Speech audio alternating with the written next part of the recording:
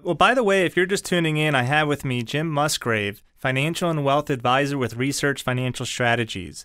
I'm your host, Todd Laborowitz, and you're listening to Salem Broadcast Network, WRC 1260 AM. Well, Jim, you mentioned federal employees. Mm-hmm. Can you share with our federal employee listeners more about the federal benefits and some tips for those who are preparing to retire soon? Yeah, for people who are going to be retiring, let's say, within 5 years, I highly recommend and encourage you to attend all the workshops. There's a bunch of educational workshops that the government offers to the employees, whether it's on the TSP or the pension and all these different things. Educate yourself. Go to these things and learn how they work, okay?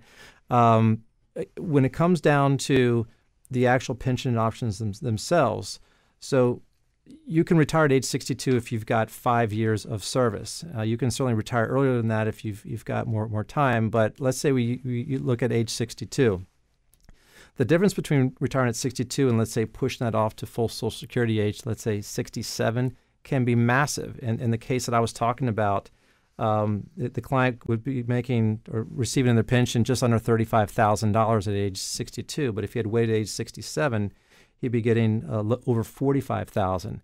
So the longer that you wait, obviously, the more you're going to receive in your pension. You're not going to go into the your investments as quickly, and you're able to just kind of sustain that much longer. Well, let's talk about that, because you said if they wait a little bit longer, they can get more money from their pension, which they worked hard for. Right. What happens if that person, God forbid, passes? Great question. So there's three different pension options for federal employees. You have what we call the basic annuity, and so that's going to give you the most amount of money in retirement. Okay, so the advantage of that is that if you choose that option, that's the maximum you're going to get. If you live to age 100, that's great. You've beat the actuarial odds, and you got a ton of money over your retirement. The worst case scenario is that you receive your first pension check and you die the day after. Okay, all the money that you kind of put into that pension system, it just goes back into the general account, and your beneficiaries get nothing. There's no beneficiary on the basic annuity. So that's the worst case. So you can choose that, but just beware that, if you pass away earlier than you anticipate, that could be problematic for your heirs and your spouse. Okay. You also have two pension options. You actually have a 50% survivor and a 25% survivor.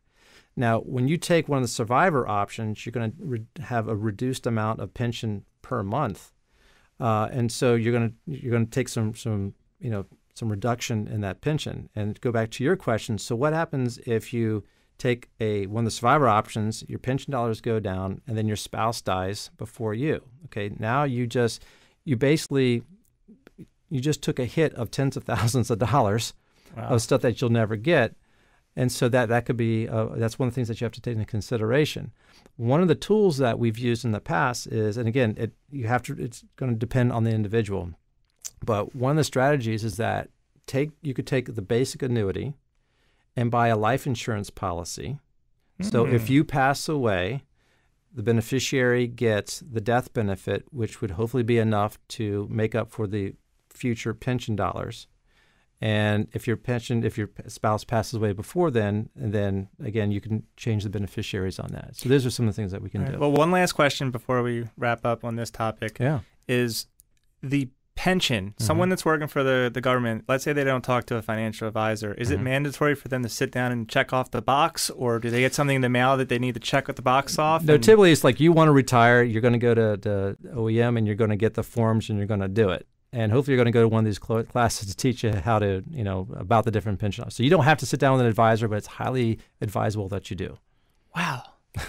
It's almost like they should require an advisor to talk to you. Yeah, Well, Jim Musgrave, he's our financial and wealth advisor with the show, with Research Financial Strategies.